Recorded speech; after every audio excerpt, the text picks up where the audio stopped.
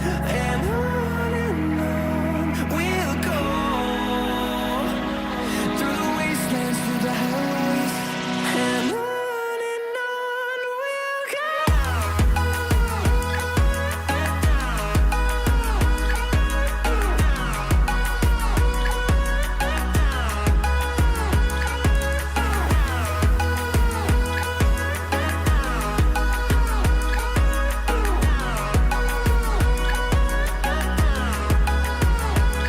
And we'll grow in number, fueled by them to see the horizon, turn us to thousands. And we'll grow in number, fueled by them to see the horizon, turn us to thousands. And on we'll go, through the wastelands, through the highways, till my shadow turns to sun rays. And on we'll go, through the wastelands, through the highways, and on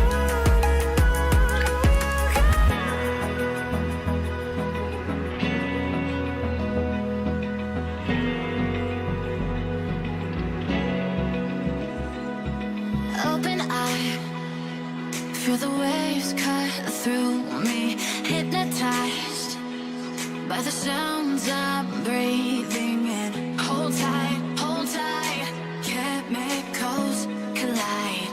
Hold tight, hold tight, hold tight. Dripping lights paint the skies, all because of you. Dripping lights paint the skies, only you can make me move. You can make me move. Can make me move.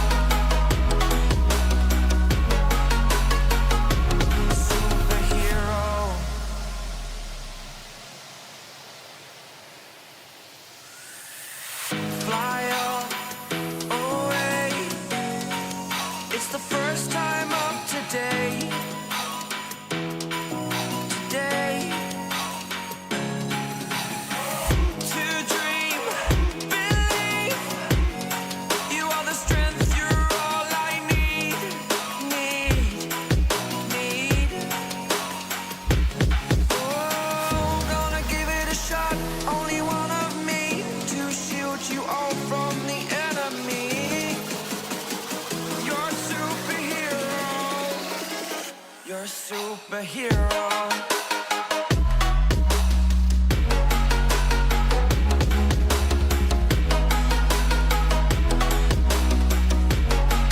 Can I be your superhero? Superhero. Superhero. Superhero. Can I be your superhero?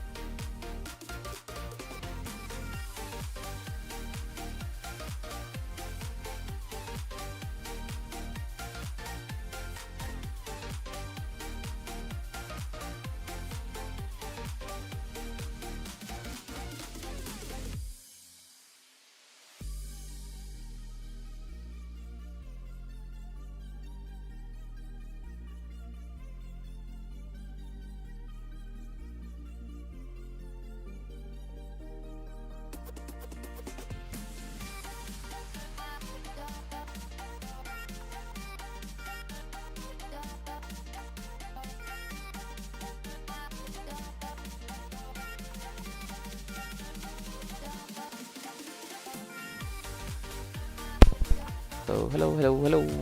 I'm audible, right? Yes, I'm audible. चलो थोड़ा सा और गाना चलने दो background में. I hope ज़्यादा गाना का आवाज़ नहीं है. ठीक है. Let's watch the match.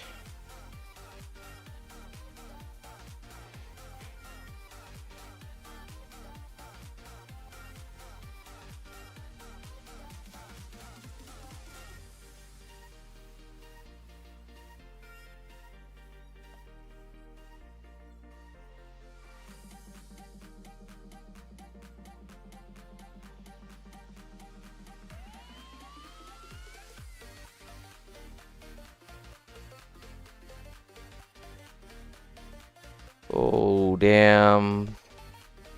Fraction second.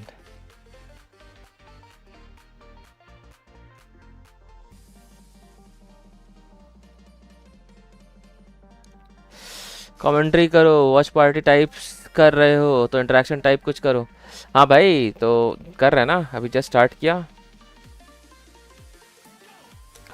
एक बताओ, ये स्ट्रीम का ऑडियो देना है क्या? What do you think? अभी तो सिर्फ मेरा ऑडियो जा रहा है और एक म्यूज़िक चल रहा है बैकग्राउंड में, इनके मैच का नहीं जा रहा है अभी। और आओ तुम भी डिस्कॉर्ड आओ, देखते हैं मैच थोड़ा देर। भाई क्या ही स्नीकिंग, चलो थोड़ा दे देते हैं।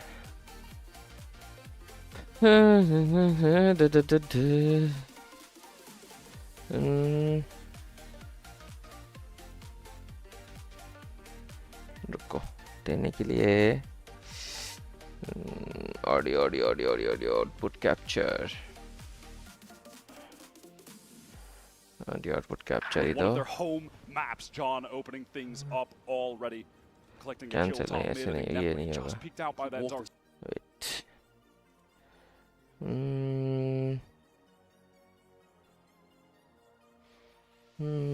क्या लेंगे? एप्लीकेशन ऑडियो कैप्चर,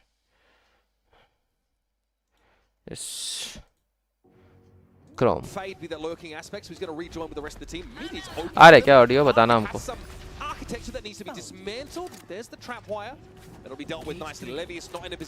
और डिस्कॉर्ड आओ तुम, डिस्कॉर्ड आओ। Things start to come to a boil. A swing of this smoke now. See Zek can break the crosshair placement and deal with Levius. Zed had the numbers. Music का audio रहना चाहिए। Sole defender of the site. YZ, all-star YZ has to salvage. That's a good start. Rushia down, no big damage done. Noisy eventually will be dealt with. Electrifying play from Zek in a 4-piece to secure. चलो चलो, third half जाएगा। 1-1 हो गया है।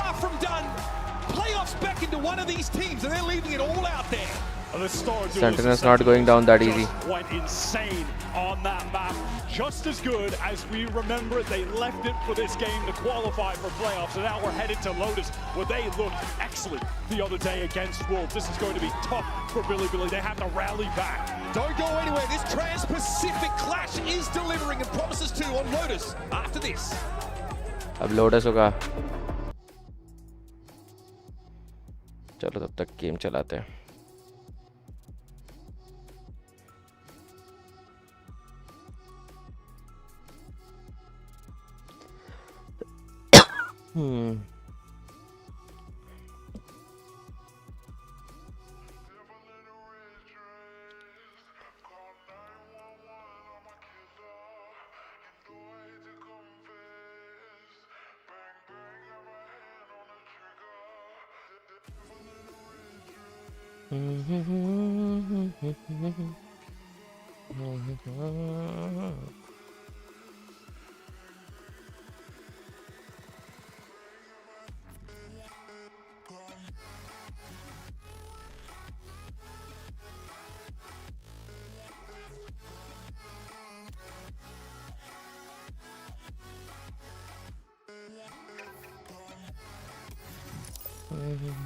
कौन है भाई?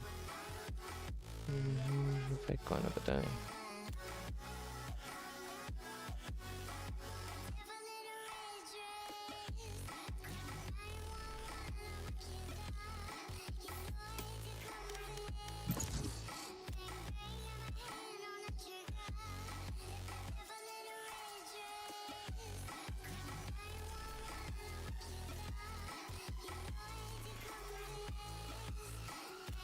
Match found.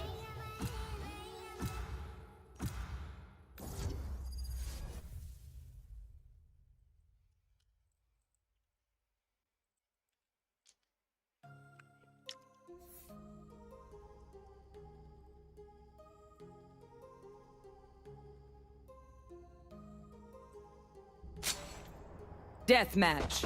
Warm up.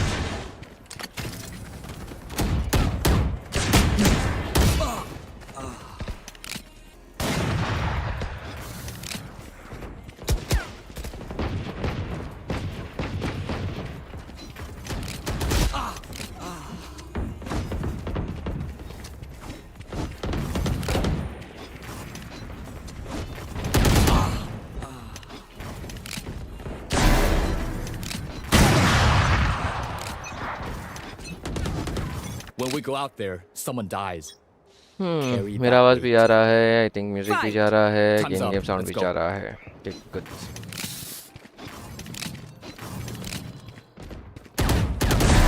Not enough. Ow.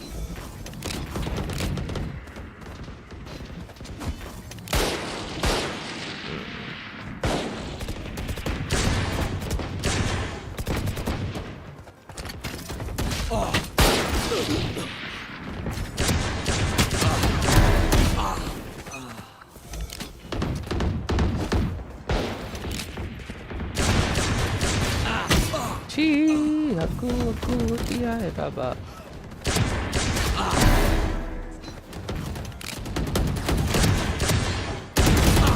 Chi.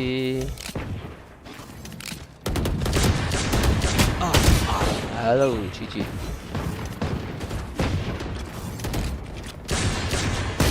Oh my god. Chi. Who else?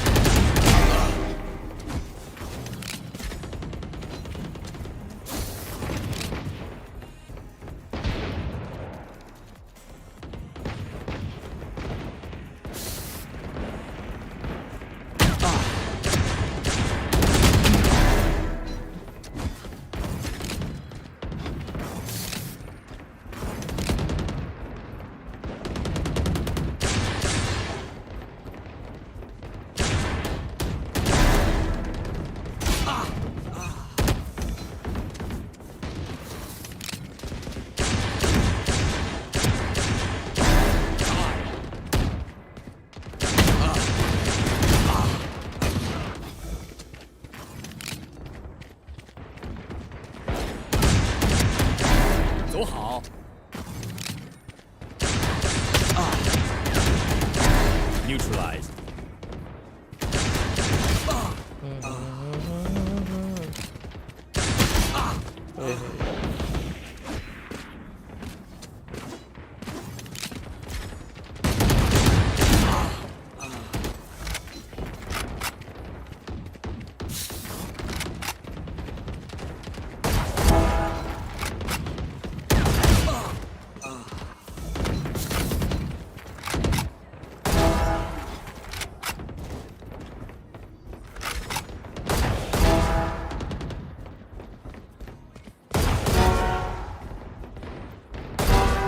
Got 3.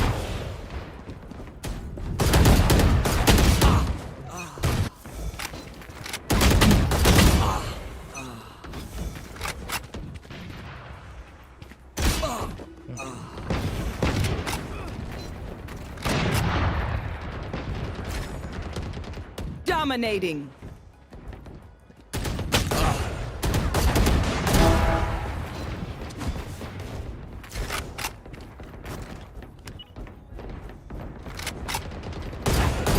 Enemy down.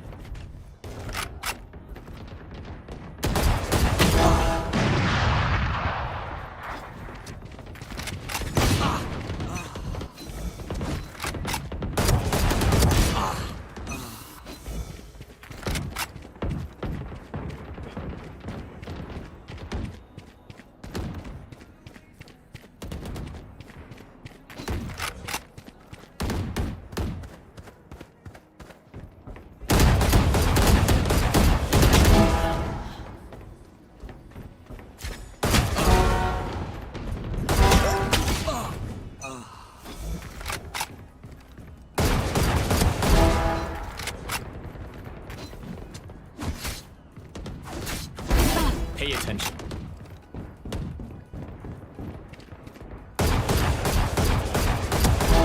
Fall.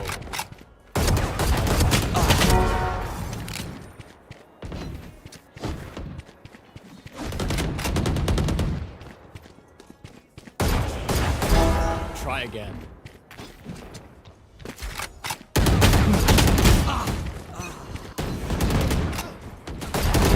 Ten kills remaining.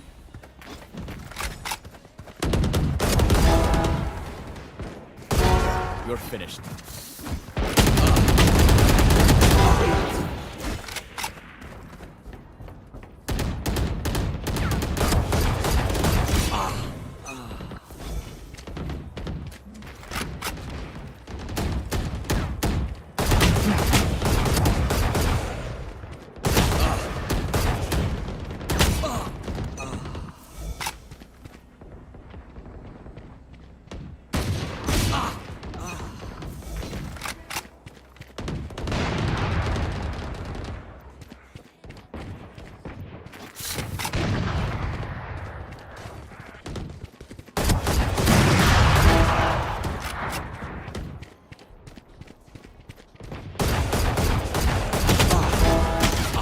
5 kills remaining.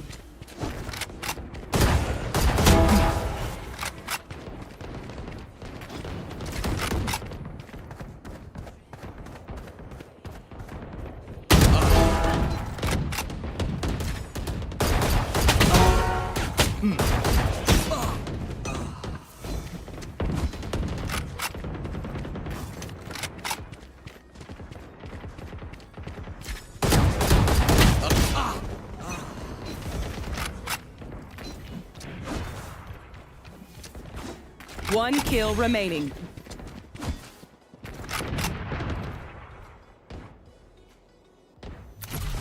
That was good. Next time, I'll do better.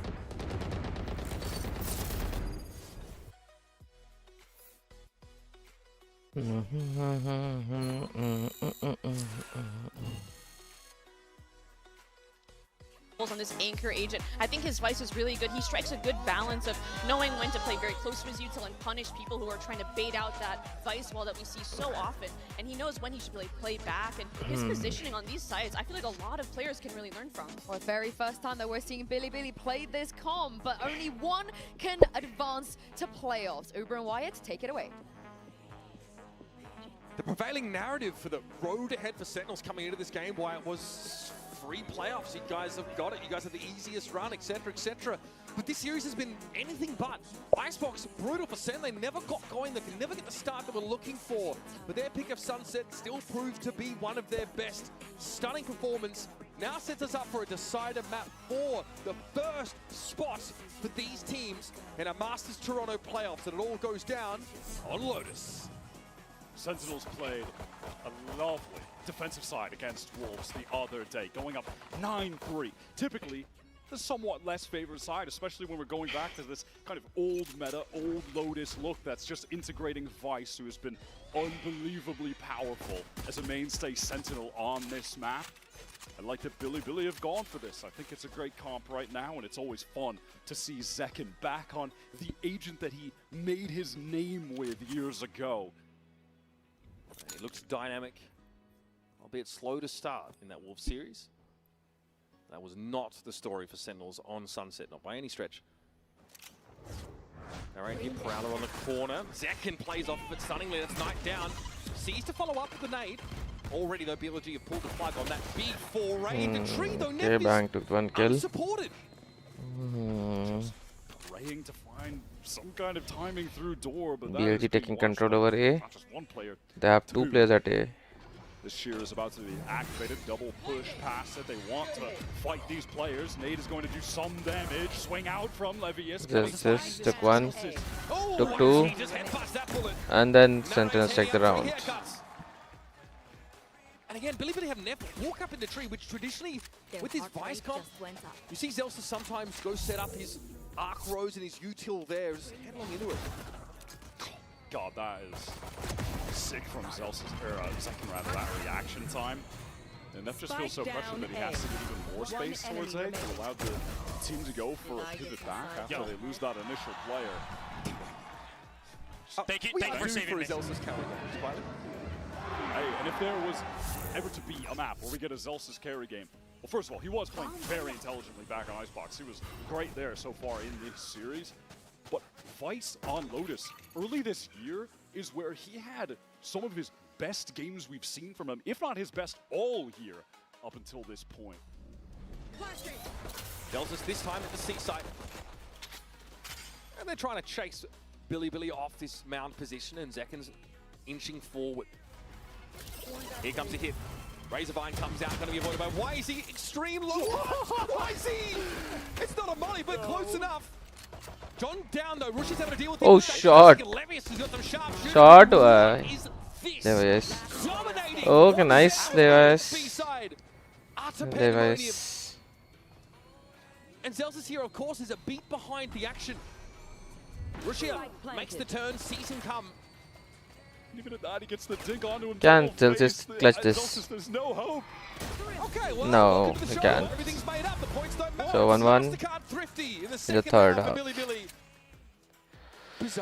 Third game's 1-1 chal raha hai. Nade yourself. He just jumps into it in the corner. What is happening? How are they able to convert this? The shots from Levius were Oh, My next trick, I'll disgusting. catch my own nade. Look at this from Zek, and he saddles out in one tap. Narrate can't trade. I think he had a bulldog. Levius का 3 kill was important He there. can't see, man. This is And then this one, blind में मारा I है. mean, Nice listen, one you're यार. hoping when you're a Sentinel, you play B. Maybe you cut off a rotate, you get someone maneuvering towards C. You're usually not getting 3 with the ghost on your eco. The third while you are blinded, by the way. Well, that didn't make a lot of sense, but that's fine. Oh my god. All right, Zelsis is alone towards A right now. Playing in the dark cover, hoping someone may take a little stroll into it, but that's not going to be the case. YZ timings it though to get in the next one with this judge. Got John's weapons from the previous round, and he's decently set up for this, but Razor Vine's going to slow him up. Rochier, though, not so fetid. He's able to push ahead. Make short work here of Sentinel. Nice one, VZ. Nice one, hold. चलो 2-1 हो गया, I guess. Bank पे करनी है. He won't be able to take this. BLG were just overwhelming with the numbers, with the superior weapons, not really able to get anything done at all. Being left on his lonesome, probably just going to eventually perish to the spike.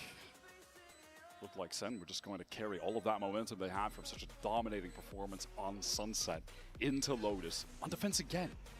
That's what they did to Wolves just the other day, but Billy are right back in the game. I mean, you can't account for a bizarre thrifty like the one we just saw. That's definitely throwing things for a bit of a loop. And that individual talent on Billy, it's really easy to spot. It feels like, you know, throughout this series, maybe, I guess, save for Sunset, but any player on this team has just pulled out some magic individually as far as being a shooter with the mechanics, you know, specifically on Icebox. Even the guys who had less kills total when Rusha and YZ were taking over, Levius was still finding moments to hit some snappy multi-kills. Neff has been playing well. All right, full buy here for Sen after it was looking like a great start. Then went disastrous on round 2. Let's see if they can wrangle control of this defensive side. A couple players will be trying to get out towards Mound. The Ben can take a forward position and teleport away. Bang wants this Mound fight until he doesn't. Paranoia comes in, forces him out. He's able to TP away and just get up onto the side. They don't have any utility left. YZ already used that nade, so no real pressure can be further applied to Bang when they know he's been routed into Bend. Not ready yet. Good Flash from Levius is going to get the information that Zekken has pushed up towards B main. Someone is playing close. In the meantime, you have Neff taking a lot of space towards A. You know, already you're seeing some differences on this attack side from BLG compared to Wolves, where Neff is able to take a lot of space. Spring wasn't really able to do that the other day. B is the look. YZ, no blast packs here, so no fast hit. Behind the Prowler though, plenty of util left for K9. Zekken just trying to play his life as well as he can here through Apple, but that snake bite is going to make it, in theory, a little bit more challenging. Just bank a nade here. Response, oh, the C's as well. Roshia though is able to get clear of the blast. And that combo fizzles. BLG can't take too much forward space, but they have a couple players in Baby Door right now. Things could get awkward. Sen can dump so much utility on them right now. They're doing Roshia on the inside, and Zekken with one paltry point of health is able to get his, and Narrate found double. Levius is squeezed up on the side. Roshia is still there, trying to crouch, trying to hide away, trying to live. Nice around potentials. Instead of having none of it. And equalizer हो गया 2-2. Into pole position. A B-side retake. 2 guns still to carry out of the round. That was a real opportunity for Levius, but the spray was haphazard on that entry from Heaven. I mean, BLG do a good job getting into the light side. Yeah, you know, they get the spike down, but they just can't get forward. There's no real opportunity to do so. The option there was we just have to take a timing to swing out of this smoke behind the wall together rather than in front of the wall. But Sen were overwhelming in that situation. And I think earlier as well, Neff was feeling more confident to take a lot of that space off A, because what we saw on defense was Narrate, Bang. That was a duo that was pressed up on Rubble together, but when you know Bang is at Mound, it feels like, oh, this might be my opportunity to go. It's going to be a bit lighter, but it's not like this round. Sen have 3 players ready to go. Nade, sees, caught right onto Rusha. He has to teleport to safety. Took some damage off that though, didn't he? Just a lick though. Zekken is able to बच get गया back. भाई Dealt with. Zekken. Bang has the TP out of what could have been a pretty hostile Bang, situation. बच And गया so the भाई. rubber fight goes very poorly for Billy. There's a pause in the action almost. As it sees nade combo came in. And from now on, Billy have to account for that threat. I have to TP across to Rubble, maybe not. They're able to get so much value playing around that tree position with the Guardian. Eventually, I'm sure he's going to try to pick up the Odin as well. What can BLG do here? The Sen are more than content to just play this nice and slow and go for the retake when they need to. Zekken sees this coming. K9 attempts a wide swing, but Zekken Down A. Okay. comfortable. Strips Can them the down to BLG 16 clutch health. this? Levis has already earned that steel garden. That spike is dropped just outside of Baby Door. It's going to be a very difficult 30 recovery seconds mission.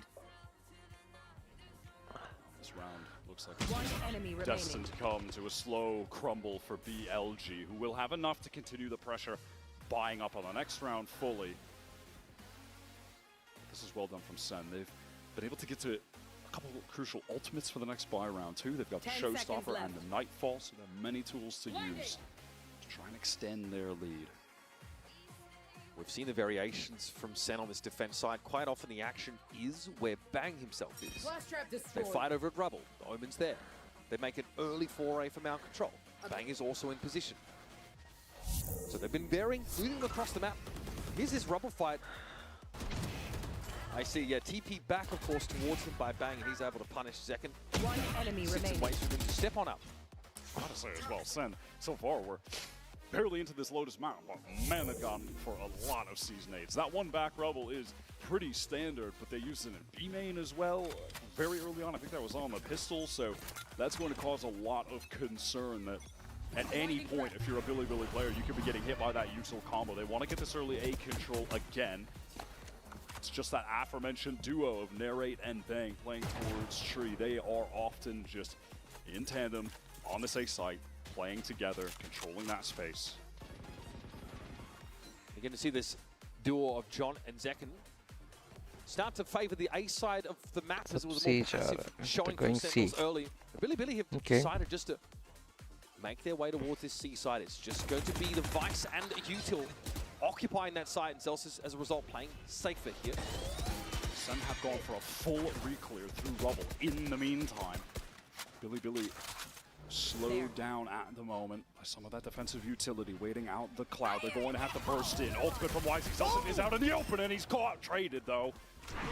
That sheer wall, though, is in play. This is slowing Billy down. Now, though, it drops. They're able to push here over towards Bend. There are going to be so many ultimates involved in this retake. Zekken can get back in with the Showstopper with this Nightfall at the same time. Steel Garden, though, hoping to make it so that Sen can't scale off of their own ultimate. It has definitely slowed Sentinels down. Not confident, of course, without their primaries to push here, but Zekken doesn't need it. Oh, that's awkward. He'll take push here with him at the very Zekken took least. one. Odds are evened. But John steps she up. got Two traded. players here out of Waterfall for Sentinels, and they see the shoulder of Night. The double. Oh, Stacked though is tough okay, to John break. Cutie, John nice. knows Neff is around the corner. He Achha, doesn't have the so help to BLG took that withstand round. an engagement. That's an equalizer. Billy, it's a scrappy fight. Where they game occupy तो अच्छा that जा रहा है six-side भाई, कुछ भी हो hold सकता है. on.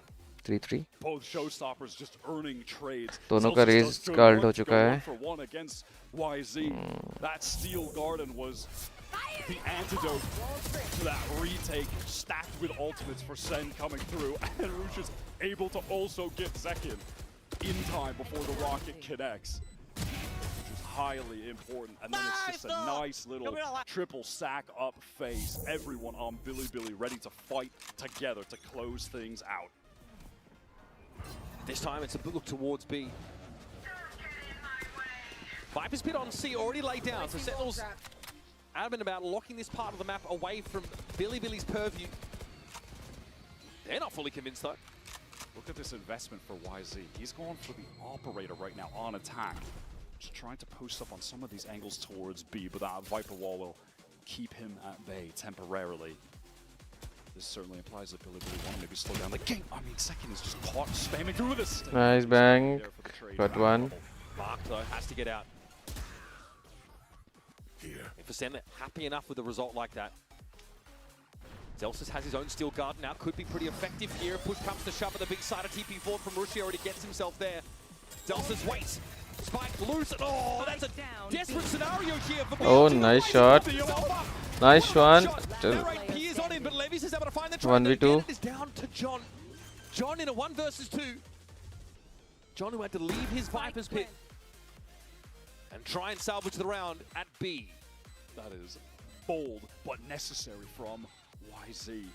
Finding that trade, and from there Billy maintain it, trading further, getting this advantage, putting all of the pressure on John on a round where both teams economically have so much at stake.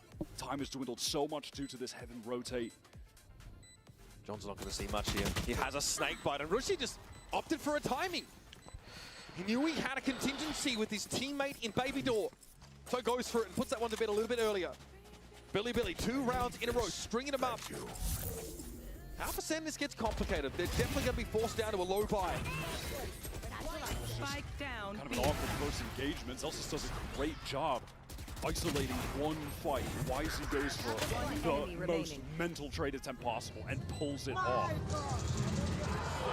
Coach Kaplan is feeling forced to call a timeout at this point. Certainly cannot blame him. That was a round of the utmost importance for the half. I'm glad you highlight that YZ moment as the sheer wall came up. I thought it was curtains for Billy. It looked like it was cooked. I like the entry in the side before that. You have Rusha teleport into dark cover so they can double face, but he wasn't close enough to actually get the trade on the Baby Door. If YZ didn't do that and Zelsis is able to tuck back, the complexion of the round is entirely different. And you heard from Coach Kaplan. Couldn't do much more, but just say, well played to Billy. You know, talking about these teams, Kaplan has often said, look, it's really hard to get a read on Chinese opponents coming into these games. When we first hit the server, we have to start with ourselves.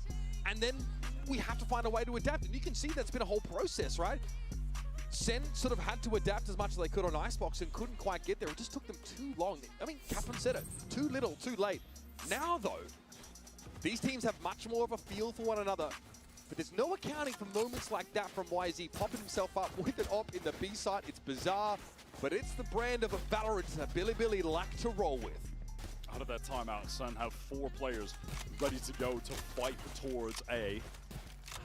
And on a scrappy buy like this, where you have some stingers, if Zelsis finds an opportune moment to use that Steel Garden, that could be enough to win in the round. They have full A control, and with all of that noise being made, easy call for Billy to get this free B site. And those stingers now looking a little bit awkward at the periphery of the map. TP, I mean, ultimate forward from Rushia in the B. They were convinced they'd have that one dead to rights, and they weren't wrong. Sen here have to look for a way to employ Stingers, Sheriffs, and this singular Bulldog. Line up for Zekin. Comfortable double swing that outwits him. Mind you, that operator has been maintained, even though YZ went down previously, so it should be a comfortable end to the round for Billy. They've got all players up. They've still got util to spend Sentinels. Probably don't want to feed them too much more old economy. Will say that Billy would love to hang on to these guns. They still have a couple players at really low cash. Oof, okay. A snap from K-Knight. Finally able to get on the board in this round. Taking stock of things, though. We had that timeout from Sentinels. They've had a chance to sort of consider how they build into this gun round. 3 defense side rounds, acceptable, probably. Need to go big here. Yeah, they index heavily and just going for that 4-person rubble fight, praying that that's where Billy are going to be headed, but it ends up being a very standard situation on Lotus Attack where you have one player kind of floating towards that A main. You hear, wait, they're using like 3-4 different pieces of utility. All right, just go elsewhere. That's very common to be occurring on this Lotus Attack. Why is he still playing with this operator? Where are you? This is definitely an inflection point in the first half, round 9. See Sentinels finally get some rifles under their belts, but there's that operator punishing these contact peaks. Go get him. It ended up being a 1-for-1. Been a lot of early trades in this half, just like that. Look In at the where meantime, John is playing. Poison So orb far back. Poison up a lot towards this A site, but again, you know, they can just feel fairly content to play this for the retake when they still do have that Steel Garden and have the potential to collapse into that site off the back of it. But now Sen want to get Back in, entrenching the site, anchoring positions now that they're doubled up. They have the read on the situation. Obviously, Billy making a lot of noise. They want to execute center, getting over here. Narrate, no one to trade onto him. Finds the advantage for Sen. And that was all before a Nightfall came down. Sentinels take the risk of being susceptible to that in order to have a player posted forward to get an easy kill. Now the momentum starting to peter off. YC has to just skirt around that razor vine and yeah, trigger the shield wall, needs to try and find a way to use this op. 30 How seconds far left. will this madman push with the op at the waterfall? Has he heard this? No, there's a player making noise behind him. No way! Okay, rewarded and not punished as two players from Sentinels quickly try and spring to attention. No Hall's presence for the defenders. YZ is going to be permitted to push up here again. If he catches his second kill right now, the Nightfall could certainly be enough to win this round. Bang wanted to check the site. It's unclear if he got any information about where YZ is set up. Okay, the Nightfall, but later leaving from Billy. Look at how decayed they are. It's easy. Player standing. Able to spray two of them down. Narrate has to challenge YZ here. Blast pack to try and disrupt. Shorty in hand. He knows exactly where his assailant would come from. And Nice round. Drops Narrate like a sack of potatoes. Nice round. Nice round. And 2v3 clutch. He's in an awkward spot where the op is still converts. He is just a fearless maniac on that round. Hello, hello.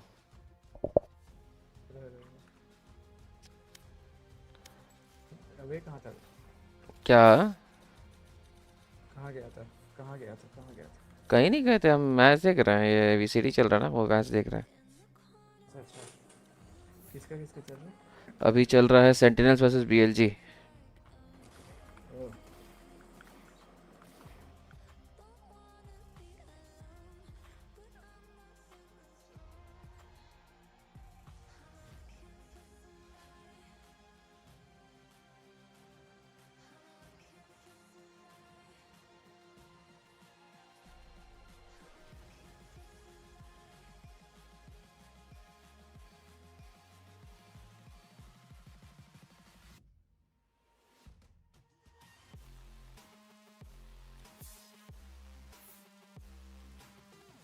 He saves.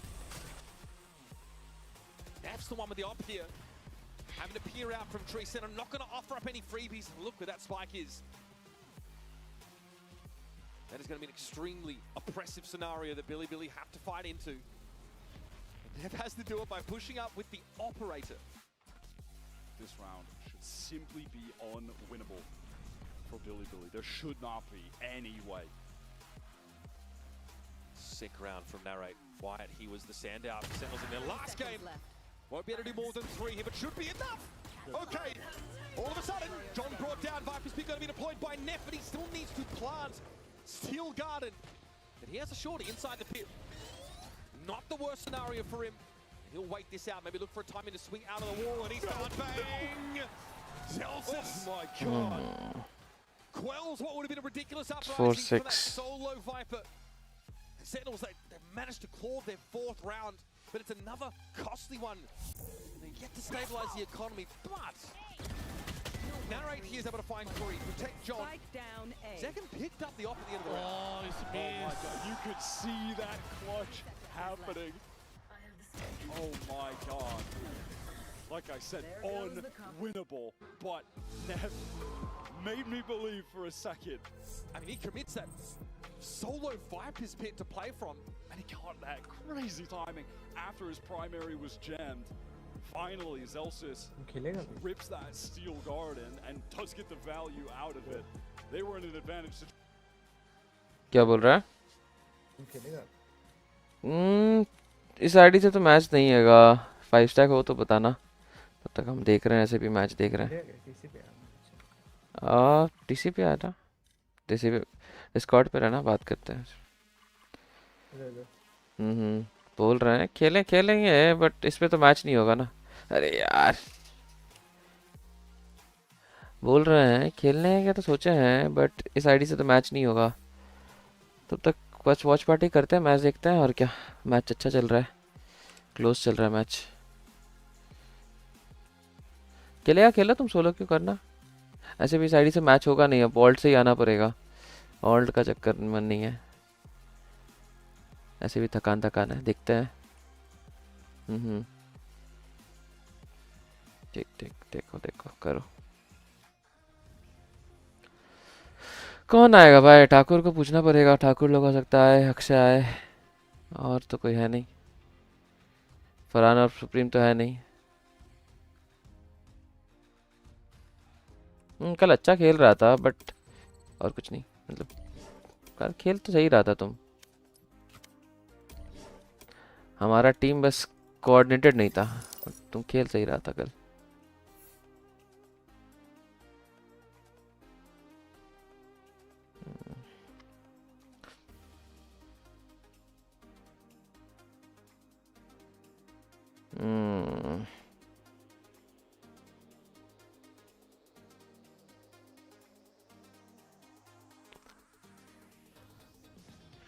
हाँ ठीक है, खेलो तुम, हम तो तक करते हैं।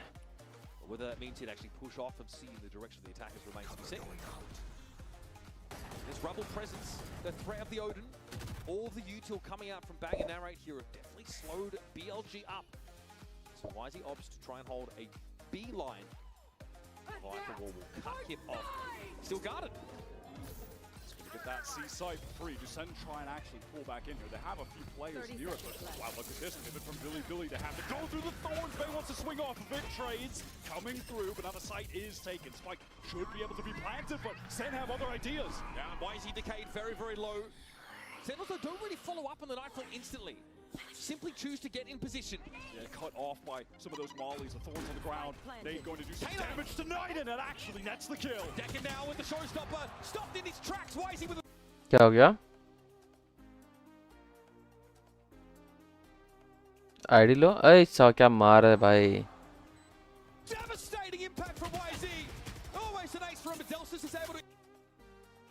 Invite में उसका आईडी कॉपी पेस्ट करके मार दो। And he is going to get out of there. No cash left. Needs to save this. YZ is a menace. And again, it's just absurd. Operator pushes onto that B side like we saw those few rounds ago where he saves it for Billy. क्या? YZ with a masterclass. नहीं, 5 भी हो सकता है, 3 भी हो सकता है। Struggling to adapt to this duelist. Seeing that instance too. Event शायद कम भी हो सकता है।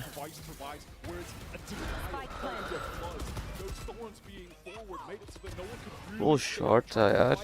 Off of the nightfall that was used. And I mean, shot onto second, denying the showstopper is outrageous. And then somehow he tops it. Only a few seconds later, like pushing it to heaven solo and gets a collapse. John never had a chance to get his gun up. He will never slow down. He is ruthless as a duelist. Intentions for Billy to take Mound early here.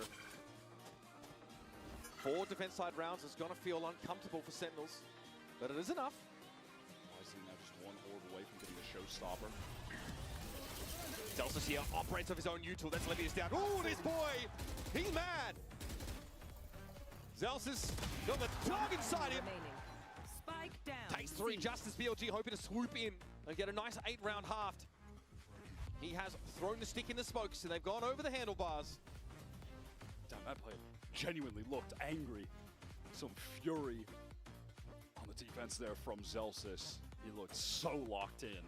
It's all on Rusha in a near impossible situation.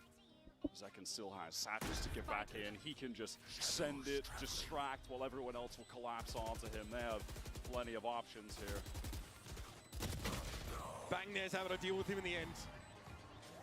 So all things considered, respectable from Sentinels, but at moments you've noticed them struggle with the tempo and just with some of the individual inclinations of Billy. A very tight half here and everyone getting locked in. You mentioned it. Looked like Angie Zelsus there on that C side. Looking to try and stop BLG in their tracks. It's been quite the series so far and it promises to be an explosive finale, so stick around. One of these teams will be headed to playoffs on the other side of this match.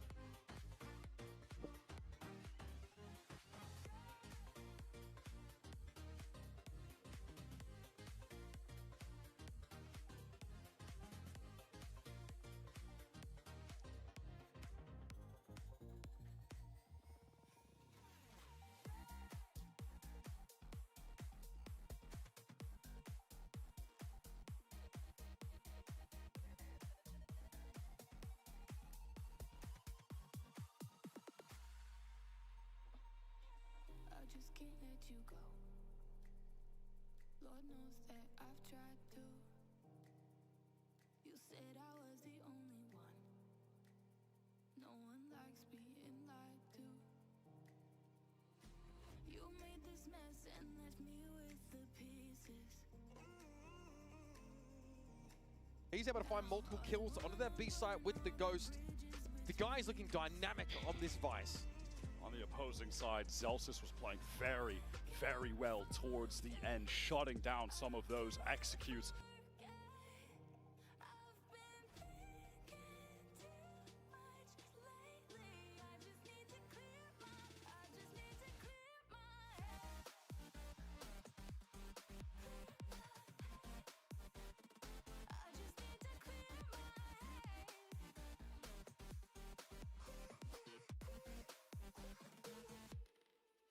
I've been stuck on your memory, but it's not like I need it. And we may have some history, but we don't have to repeat it. You made this mess and left me with the pieces. Now I'm gonna burn all the bridges between us. I can't focus, I can't forget. I've been thinking too much lately. I just need to clear my head. I just need to clear my head.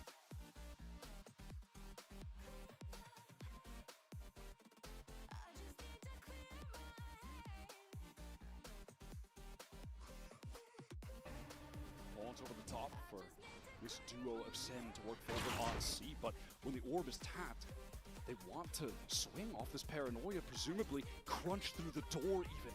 These two players, Bang and Zekin, could be in real danger. Here it comes. Like the trap, Roshia though, cut down by Zekin, who didn't think there'd be a follow-up, and Levius is there.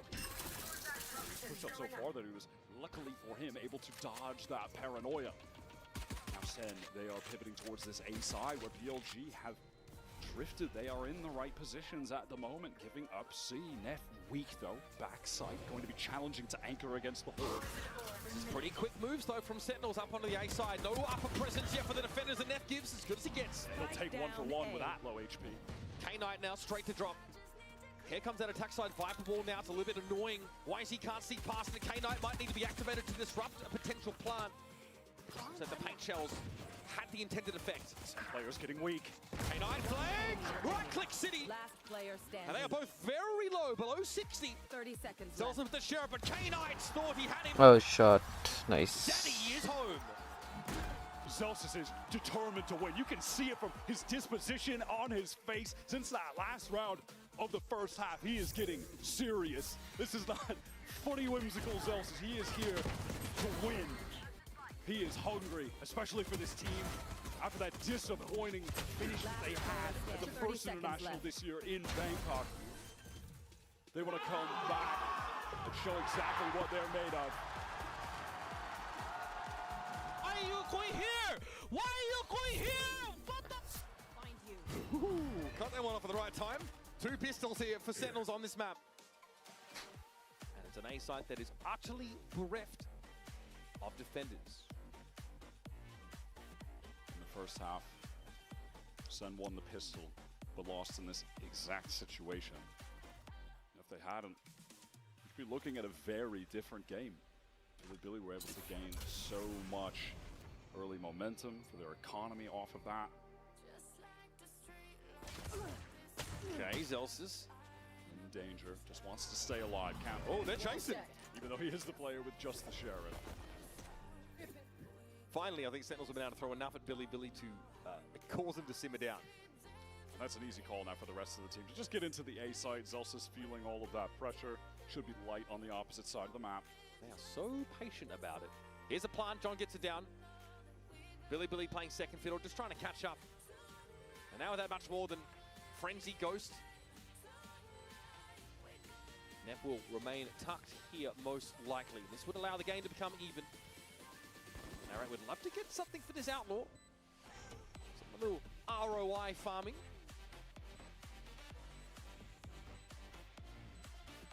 Might get something from oh, buddy. Nefto doesn't overcommit. Narrate doubles back to the angle and will handle the interloper. Oh. If only just. The right click almost got him. Spam here, Zekin says, chaos is starting to be had here, and he's right. 3 kills with the Stinger. Only Levius to survive, only to perish to the blast. And now, we have ourselves an even game. Second would have loved to have gone for a little bit more. The showstopper on the attack side with his traditional Lotus look. Very important.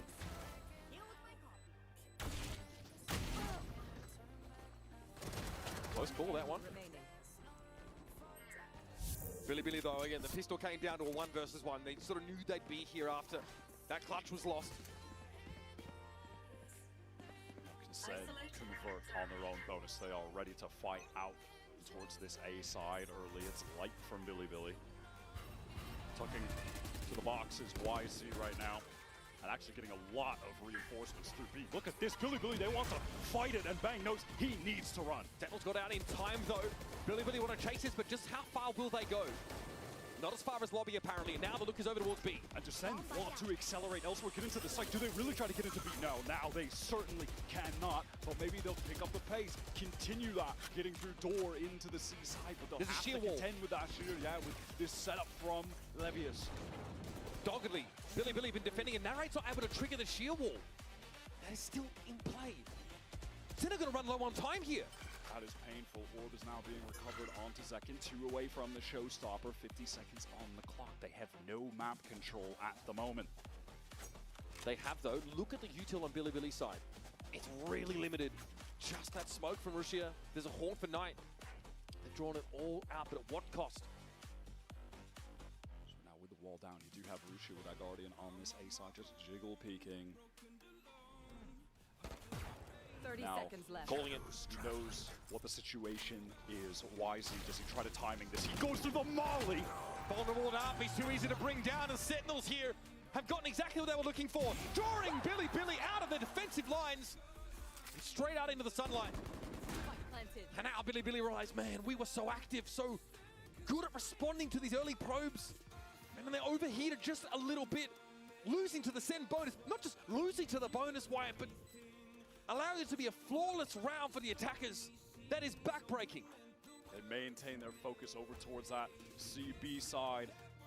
Really weren't able to take advantage of the low clock on account of it just being Rushia towards A. As you mentioned prior in the round too, just extracting all of that defensive utility out of Billy. To the extent, yeah, they just had a dark cover. That was it. So much more that Rushia could do except peek out, see what was happening. But he couldn't hang. It's just great calling from Sen. They work the entire map, get back to that light A side in time. Worked so well, credit to John. Wisely bold in that situation. It just feels like he needs to help Rushia. Hopefully the attention will be on his teammate. John was ready for that. And it's made all too easy with the vulnerable. See, things are pretty restrained. You mentioned it. Zelsa's looked absolutely determined to have a clean victory here on this Lotus map. And unsurprisingly, Billy throwing their heads back in dismay, called themselves a timeout in a round where they're in a very precarious spot. Yeah, they can sort of force into this.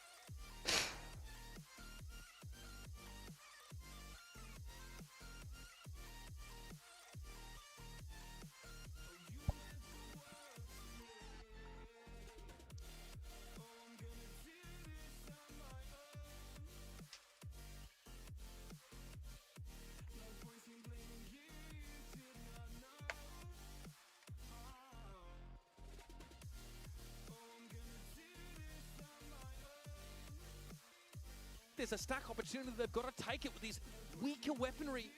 And YZ, he just didn't know while that Viper's wall was up how many players actually crossed there. We'll get this at least. Oh my goodness, guy! Eyes in the back of his head. Very timely swing there from Narrate. That would have been their way into this round, into a realistic retake, but now and after that, it is certainly not the case. Now just happy to post up here in this seaside. Second challenging Waterfall. K-Knight forced off the line and low with a Phantom in hand. He likely doesn't want to wager it. And another flawless round on the horizon here for Sentinels. We are right back to saving. Spoke too soon. Get away, narrate. Just obviously on the hunt. This economy for Sen is out of control. And so it goes. Sentinels get that magic 9 rounds. And in this next one, a real inflection point. Another gun snapped up at the end of the round. Celsius' weapon. Or that it wasn't K-Knight dying. It was Billy who really needed to save those there. And are able to get away with it. Narrate just turns at the perfect time. I mean, like I said, totally different round if that isn't caught. And now, finally, we've gotten to the point for Billy, where this operator that we were talking about so much on attack is economically viable to be picked up for YZ. This is going to have to be where the half changes for BLG, where it's going to feel like they are absolutely down and out. They've committed everything they've got, and it pays off for YZ. It's exactly what they're looking for. The contact move up on B main. No more Vice in the map for Zen. Non-committal though in this early approach to the round. They had the spike left behind. They might feel the need to re-clear a little bit that B area before they head elsewhere. Toxin screen down. Prowler thrown out from K-Knight towards B. Doesn't spot anyone. It's silently working their way towards Mound when they had been posted up. Go for this execute. You could see a world where, you know, Zek and Satchel's in, the rest of the guys get cut off by a sheer wall. Rusha's ready with the paranoia. This could get dangerous. They're ready to anchor BLG. Backhand bounds on in. Rushia down, tries to play it safe, getting over towards the site. Levis is good for 2. Narrate's going to be stuck here. Decayed down. His position known and noted. K-Knight and Levis in no hurry as John can't even get into the site with the spike in hand. An easy cleanup and a great use of the Nightfall there from K-Knight. A great counter ultimate. They do a nice job getting in, and it did kind of play out as speculated, where that sheer wall not getting procced earlier does kind of awkwardly cut players off. It does force Bang to feel like, I need to teleport up there, I need to get in. And then he's just out in the open. Bang, yeah, trying to get up on that wall, right? Just didn't have the opportunity to get the tone out quick enough, actually take the fight. Perfect ultimate usage there. And the op paid off. Everything they wanted to do in that round worked perfectly. YZ's going to mix up the positioning and go towards Mound. All of Sentinels have taken rubble on the opposite side of the map. Rushia has to play safe, passive, and it's Bang brought down. A couple steps ahead of the rest of his team, but Narrate at least able to find the trade. Billy responded to this quickly. It's a Prowler looking to check that A-side proper. Zelsis gives the orb a tap. Takes some hits there. Tries to back up. Neff forced away by the snake bite though. Here's a steel guard for the attack side to pave the way for a plant. K-Knight had intentions of retreating for a while, and the steel guard ensures that. Billy having to go for the full retake. Second is posted up so close. Sees the Prowler now. They know, and they make use of that information to get rid of Zekin, but John is there to find the trade. Nightfall for the attack side now, and Knight doesn't know what's coming. Neff with a wrap from drop. John finds his third for the round, and YZ's op is not the ideal tool for this job. Sentinels back in front. Back with a burst of confidence. A fast A-kit plays out in the way they drew it up. Narrate's Nightfall that time is used to perfection. Catches onto all of the players, retaking through heaven. Second absorbs some of that. Backs off, John swings up when they're dealing with trade on the road, but the rest of the players are pushing forward. They're all caught by that well-placed ultimate. They're still, Sentinels though, going to have to contend likely with a YZ op buy. First it was a push out of B main, got Celsius. The previous round it was off of the C side. What will it be now? He's over at A position with a couple other players. All of that defensive sentinel utility continuing to be littered across that C site. from Levius. Dark coverage being cycled as well. YZ, how aggro does he want to get? He's going to post up deep. Does John try to take this space?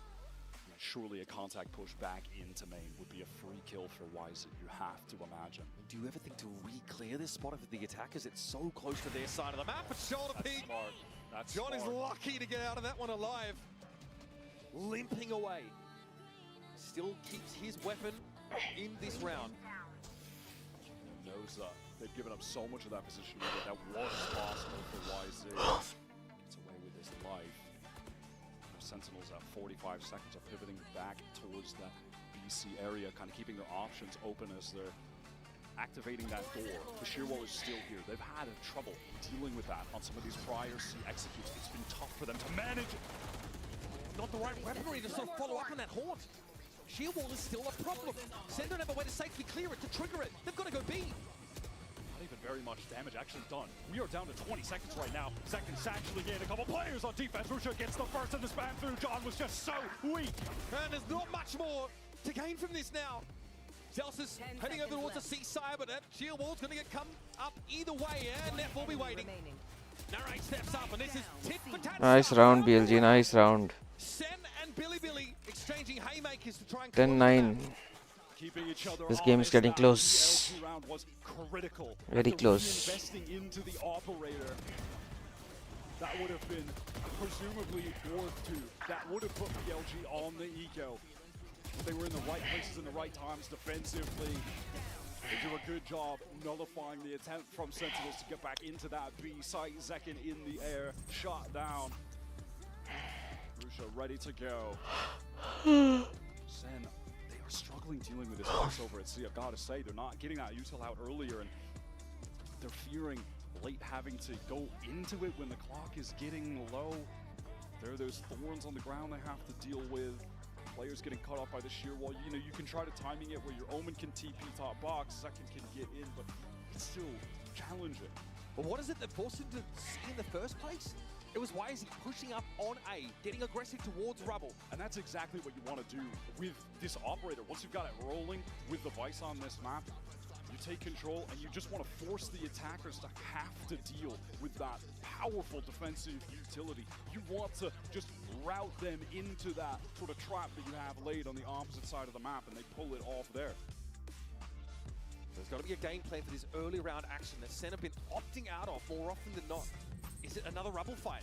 Maybe try and explore B early and fight through some of that fade util that's been deployed there. All that and more to be answered in just a few moments. You can see that scoreboard. A good start in this half for Sentinels. Converting on the bonus is big. Billy have found their niche in this game. YZ has carved it out, kill by kill with this operator. In terms of the ult economy, look at BLG. Yeah, that's so good, but they're so close to 3 other ults. And realistically, the only thing that Sen can have on top of the From the Shadows, which isn't all too viable unless you're going for one of those fast deep teleport executes, is maybe John can get a kill, get the spike down, and use that pit to win out a post plant. But even at that, you use the pit, you have to stay in it, easy steal garden. Surely you have the shorty in it, so there are counterplays to the counterplays that are available if we get into a situation like that.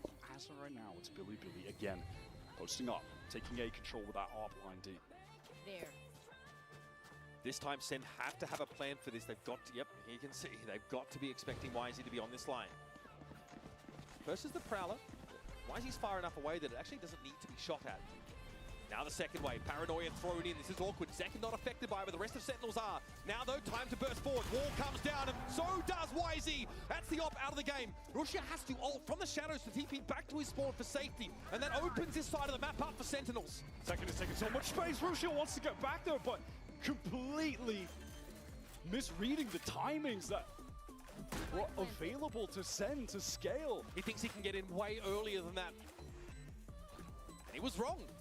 Billy now, you notice, yes, picking up these rounds here and there, but because there's been a patchwork of back and forth, it's much harder to justify throwing themselves in a 3v5 scenario with no control of the site and with no duelist to work with. That position from YZ got really messed up in the moment. It's tough to play around that Viper's wall close up. Feels like you either need to be in front of it or you need to kind of be playing back towards the actual site, stairs. because in that situation, when it drops, there's just multiple players on multiple angles that are going to be looking at you. It's hard to find a target even. You can see him trying to adjust. It's just too much. There's simply too much for him to try to look at, and too many players who have a much easier time dealing with him. I mean, look, he's just wide out in the open. And that's how Sentinels realize they can take control of that operator held position. Use control of util to close the gap on them. Really good Hop when that wall comes down. Really with those saves. Forza can buy again. Do still have the steel guard, and YZ's got on the showstopper. He was one away and died.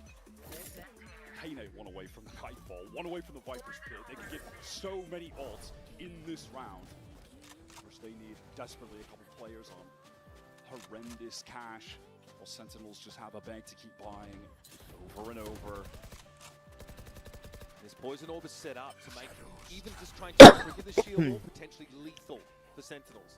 They can't just duck in there and make it come up.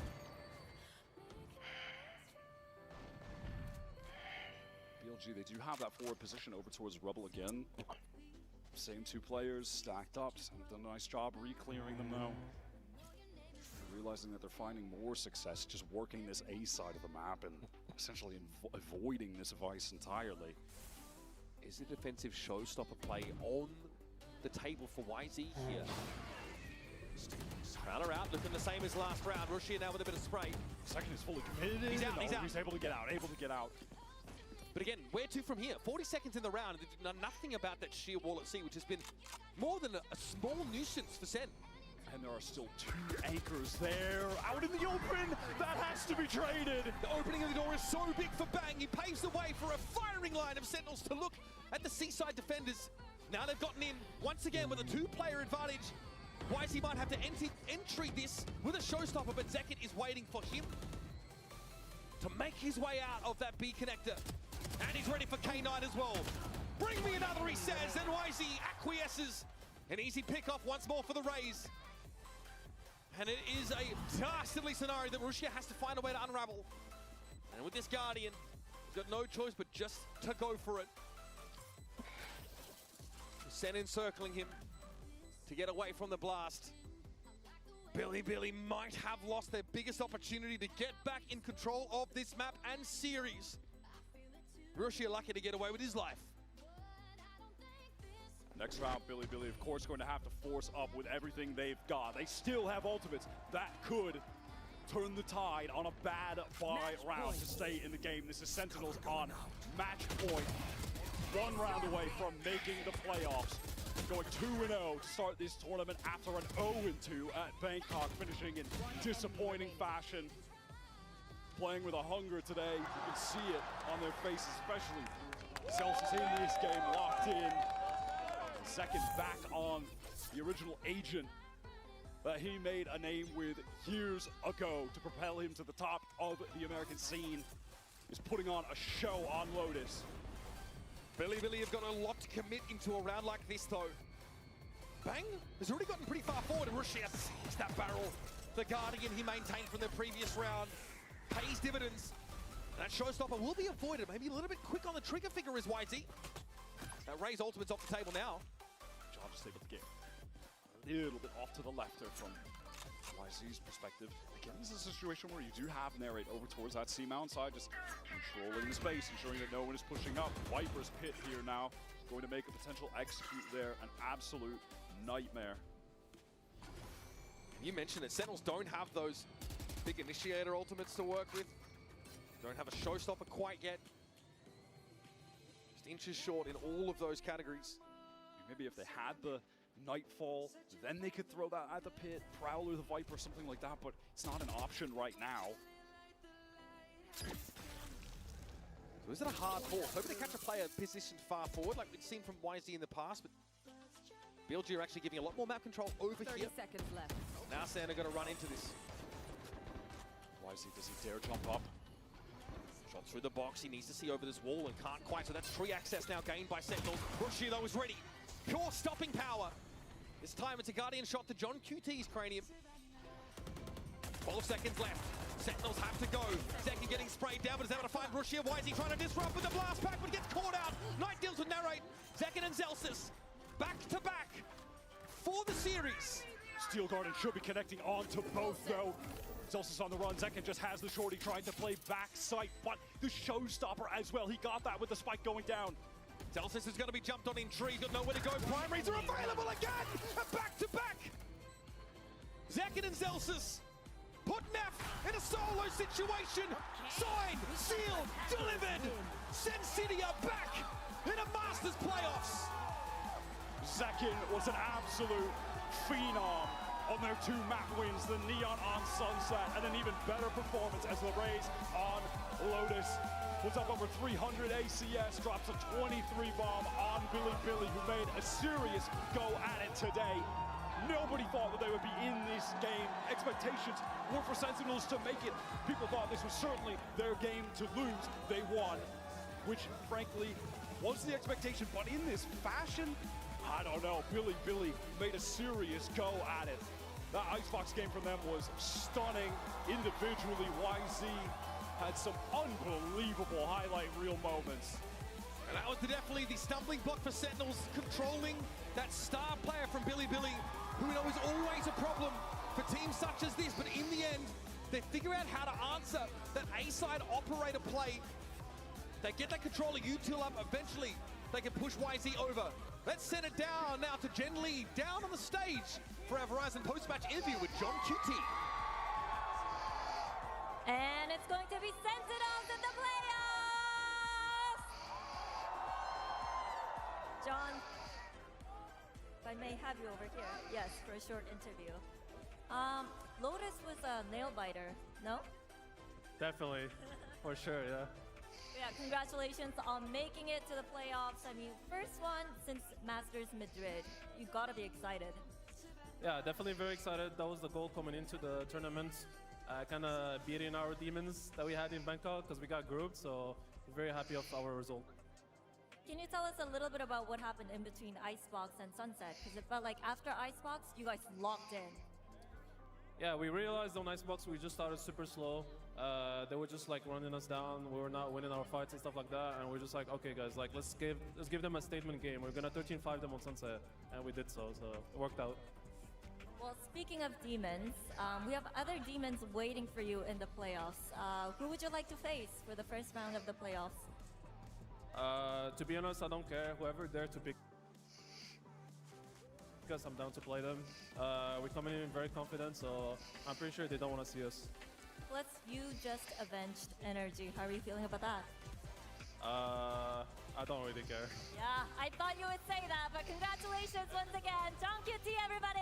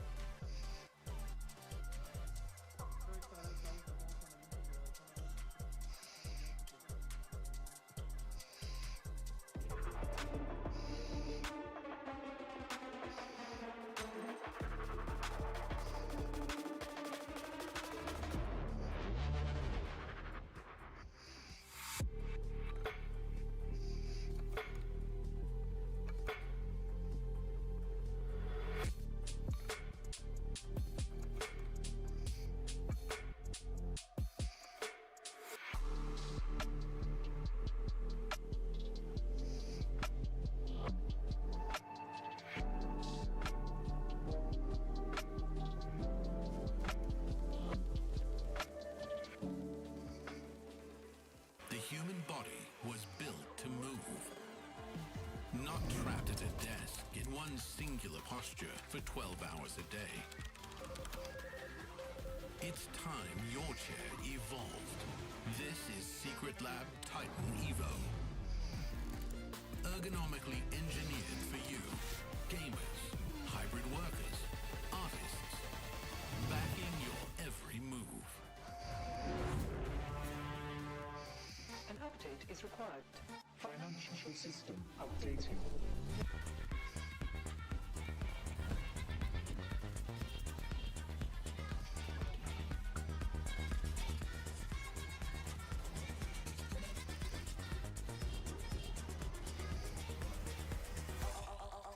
system updated. We will dance to get. The future of money is here. Feels good.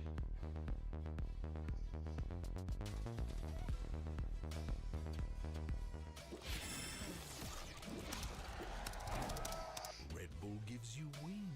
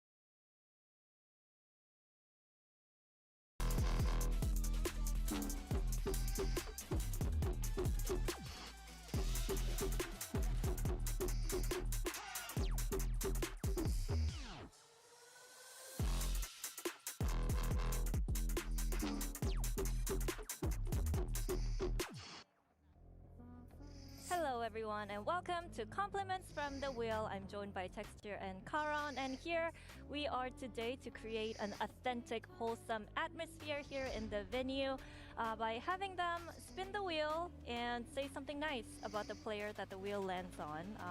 So are you guys ready? 오늘 뭘 할 거냐면 알아들으신 거예요? 착한 거 말해주시면 돼요. 칭찬. Okay, be nice. Right. Shall we? Texture.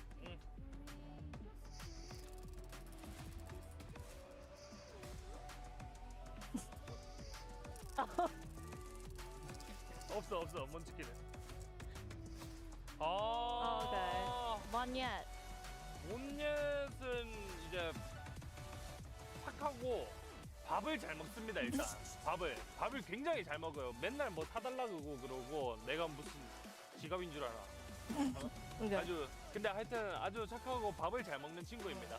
Okay, Monyet, he's a sweet boy and he can eat a lot, has a great appetite, and he always forces Texture to buy him food, but still nice, sweet boy, and he can eat a lot. Okay, thank you for the compliment. Kara?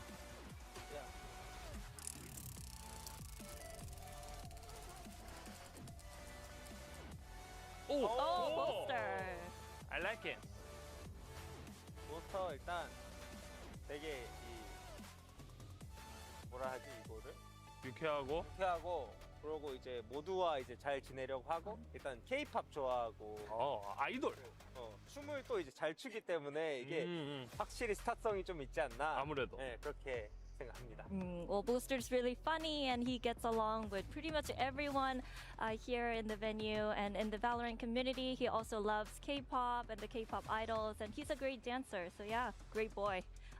Thank you guys so much for joining me, and Thank you. good luck. Thank you. Welcome to what seems like our monthly scheduled PHYPERX versus Gen.G showdown. I am your host, KINGSTON. I'm back here with Mel and Ender. Sentinels have booked themselves a ticket to the playoffs already. And Mel, and next team that could lock themselves in will come down to Gen.G and PHYPERX. And this is a difficult one to call. It really is, and I feel like even more so given how dominant both these teams were in their opening matches. I mean, 13 wins across the board is kind of insane, just makes it that much harder to predict. But it does mean we're guaranteed a Pacific team advancing here 100%. And honestly, when you look at when these teams have faced off against each other, it has been so close for so long over the course of these teams' history. Yeah, and they have faced off against each other 8 times in VCT at this point. Today will be their 9th, and because the scriptwriters are so nice with it, it's 4-4 apiece right now, and this is the tiebreaker. It's the decider match. It's got to be good, right? But looking at it most recently, last 2 times it's been that face-off, Gen.G have taken it once this year. It was a very close match between the 2 teams. It was a 2-1, but can I just say, Karen absolutely fragged out of his mind in this match. He was a demon. I mean, if we're following the tournament storylines here, I'm going to assume he's going to pop up again with how great the controllers have been thus far. But yeah, I mean, someone argued PHYPERX is due for a win if Gen.G has taken the last 2 with how close it was. After their opening match, Mel, is it still even copium to say PHYPERX could potentially turn it around? Oh, that's definitely not copium. If anything, I think a lot of people are expecting PHYPERX to win this out, considering how much momentum they've gained in the past 4 to 6 weeks with all these wins, since including Patman in the roster. I wouldn't be surprised if PHYPERX. I think it'd be, I'm personally leaning into Gen.G, but it would be such a close game, like 51%, 49% in my eyes. Yeah, and especially because it is a regional matchup. It's such a different beast than comparing like 2 teams from different regions meeting up on the stage for the first time. Like, there's so many different layers of mind games because you know the tendencies of all the other players on the other team. You know how they like to call as well. So the anti-game that's going to be coming in here is going to be really high level. Or can you apply it for the other way around as well? Maybe you have to get even one layer ahead, you know? You have to think about what they're doing to you and what you're doing to them, but you don't want to overthink. I mean, that's the whole thing, right? Is like, when do you actually stop it going down? But no, I think, I mean, Mel, you can certainly speak to this, but like... Mind games. When you play a team in every single match so frequently, like, you do just have that natural read. And I think when people imagine the word mind games and how the prep looks like coming into these repeated matchups, they're probably thinking the coaches are in the back 12 hours after the match, looking at every single ball, looking at every piece of util, every small detail, every single little read. And that is true, but it also comes in the moments of ultra instinct that kick in when someone on the team needs to make a call just based off of what they felt playing against these teams before. Sometimes the prep does go out the window because of those mind games, and it can come down to like a microsecond instinctual play that can make or break these rounds just from how many times they've played each other. Now, one of the players that haven't actually tasted what it feels like in this matchup will be Patman, and this is what he and his opponent Munchkin said to Jen Lee earlier.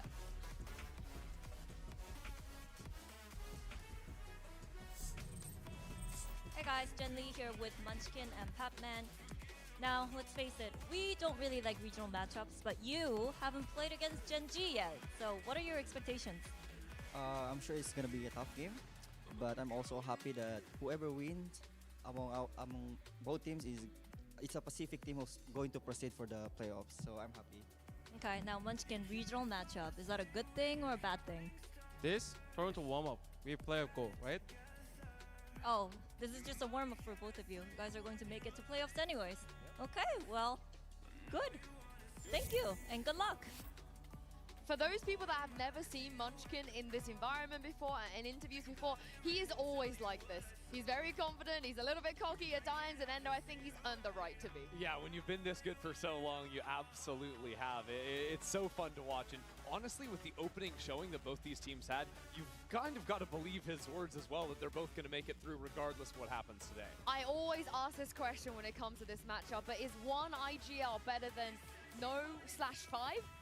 It's hard to say. I feel like we have seen, you know, given the fact that, I mean, this might be a little salt in the wound. But for the PHYPERX fans, they have gotten second so many times. So far, up to this point, I would argue having one guy be the person that can make those clutch calls at any moment, whether it's 12-12 in OT or it's like you're up 8-12 and you have to secure the match, I would argue having one IGL is better. But Oh yeah, PHYPERX, sure. The please prove me wrong. IGL says that Please for prove me job wrong. security. Do you disagree? No, I also agree. I was gonna say, but I did do some recon. I asked Forsaken, you know who's IGLing this event? And he looked at me and went, who do you think? And I said, all of you, and he said, yep. So there we go. Yeah. I have a feeling though that I wanna believe in this theory. You guys can get on board here. Okay. Yeah, I think Forsaken may be leading you astray a little bit because Mini He did would never say lie. on his stream that he's been trying to build Forsaken up into that IGL role. So it could very well be a ploy to distract you from the real mastermind on PHYPERX. When you said this to me last time, Mini was watch partying, Really? and he said he was like, I never said that. Mel Oh, is I hate to chatting break it to rubbish. you. Yeah, I know. Okay. I was I like, know there's what I no saw. way. I said the same. I was like, there is no way I'm taking Mini's side over Mel. Mel's never lied. No, why would Mel lie? And Mini has lied multiple times. This is also true. And you know what? I'm going to tell you something that is not a lie, okay? Jing freaked out in his last matchup. This guy who was so sick. His entry pathing, both on the Raze and the Omen over on Icebox, was so good, Yin. So, I mean, just look at this. Mixing up his diving into backside. He had nice just movement, like in terms of air strafing as well, to get on top of the box in the previous clip. I just really liked what we were seeing out of him consistently. I think his aggression has just always been unmatched. It's honestly funny to see. He's been doing this for years, and yet still it takes people off guard every time just because of how explosive it is, and he has the mechanics to just kill you right when he lands. Yeah, and there were even rounds in that Icebox game where he's just instantly, like, round start, teleporting up on the attacking side, up into pipes, peeking. Within, like, 3 or 4 seconds, he's getting opening kills. He's playing Omen like I've never really seen someone play on that map. Just a cheeky 10-1, you know, in opening engagements Crazy. against Team Heretics. Wild stuff. And it gets even wilder because if you look at Forsaken's performance, somehow he matched what Jing was doing on Astra. Yeah, and he was playing so actively, I think, especially in late round situations. There were a lot of times the rounds got down to like 3v3s, 2v2s, things like this, and he would just like sit around on a late lurk timing or actually push in front of his walls, his smokes at times. He was just completely locked in. Especially this round that's on the screen now was such a beautiful play by Forsaken. I mean, obviously his aim is incredible, we all know that, but it's his ability to absorb and retain all the information and the best plays you can make on so many different agents. There's a reason why we don't see it so often in the pro scene, because it is so difficult, yet he makes it work. Yeah, and the stats here, he does this on every agent he plays. You know, it doesn't matter what kind of Crazy. agent, what role, initiator, you know, anything, he can do this. But here's the thing, Mel. How much do we read into the PHYPERX victory against Heretics, and also the Gen G victory against MIBR? Because if you take that at face value, they're the two best teams in this tournament right now. I think we could definitely read into it. I think Team Heretics, I know they had an insanely, you know, like I will say poor performance, but PHYPERX did make it look so clean. And I wonder how much you can fault Team Heretics for it, because PHYPERX brought so much energy and so many good game plans and so much good like kills and highlights that, I mean, to get a 13-1 like that, you do have to give them credit. Like, there's nothing else you can say. And the same thing applies for Gen G. Having that 13-1 against MIBR, mind you, has Ospas, a guy that shows up to internationals and makes him look not nearly as dominant, is an insane feat. So you 100% need to give your credit to both of these teams. Yeah, would you agree? The Gen G MIBR puts Gen G as the front runner at Smith State? I mean, again, it's so close between the two teams. I am leaning towards Gen G, though. I just thought they were completely lights out in the way they play. And honestly, in some ways, disrespectful to the fights they were taking against MIBR, especially once they got to a numbers advantage. They would just keep re-swinging into lines and just outperforming, out-reacting, out-aiming their opposition, which MIBR is a completely stacked roster in terms of individual talent. So the fact that, like, Gen G was dipping them to the level they were in server just speaks volumes to their own talent. And I don't think you need to understand the Pacific region. You could be from any region, watch a game and understand how Texture likes to play. Surely at this point, I know we haven't seen the first seeds yet, but is it too early to say best operator player in the tournament? I mean, the best operator on the Neon for sure. Look at how quick he's rotating, and this is what I mean. The disrespectful refights. There, he's got the stun beast coming back into line a second time. He goes for a third one as well. He was feeling himself. When we think of prolific operas, we think jet players, people that take their one, dash out, re-peek, but he makes the Neon Op look so seamless. His movement, his ability to immediately go into the either running or dropping a relay bolt on the ground to break the spacing, it's just so skillful. It's so beautiful to watch. Yeah, during the press conference, you know, a question was asked to him, who would you like to play after this game in the future? And he basically said, it really doesn't matter, I'm the best opper here, and I really don't think he's wrong. You know, Kankan didn't make it to this tournament. That probably is the only guy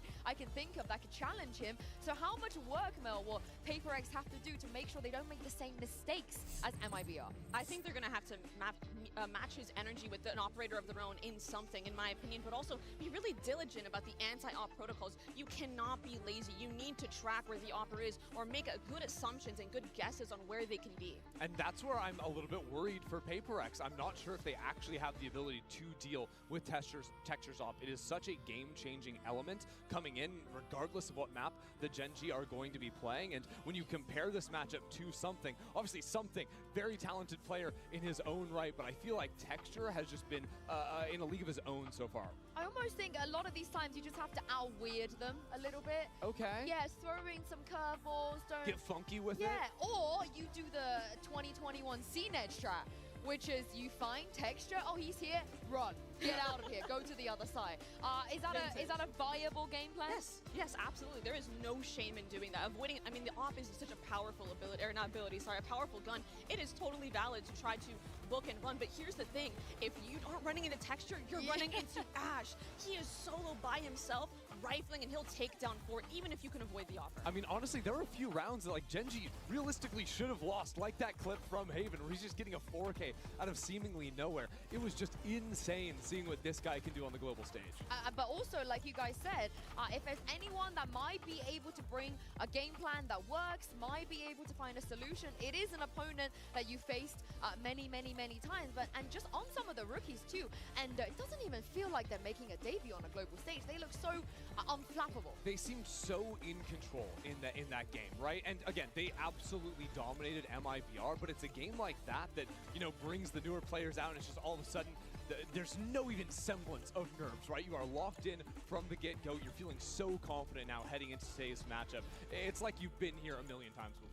It's so cool to see, considering when you join a roster of people that have won so much before, when they've made such deep runs and they've won a Masters, I can imagine you feel the pressure that you want to not only make yourself proud, but make your teammates proud of you and earn the trust that you deserve to be here. And the fact that he showed up only shows good signs and good tidings for Gen.G. And for me, though, it'll be interesting, Mel, to see what happens when they're down, because neither team have even faced any challenges so far on this stage. There is a lack of adversity for both teams. That's a great point I hadn't really thought about, but I'm really interested to see how they will come back. What are the game plans going to look like? What are the changes we're going to see?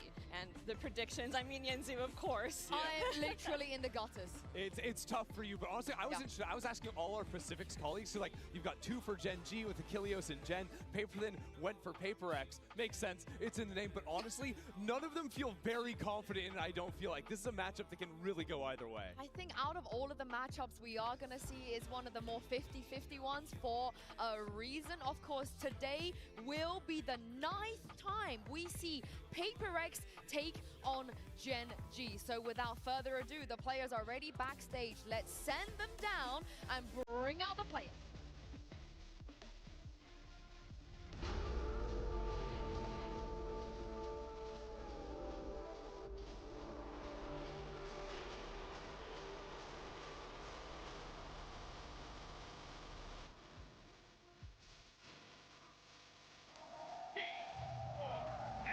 Versus Gen.G.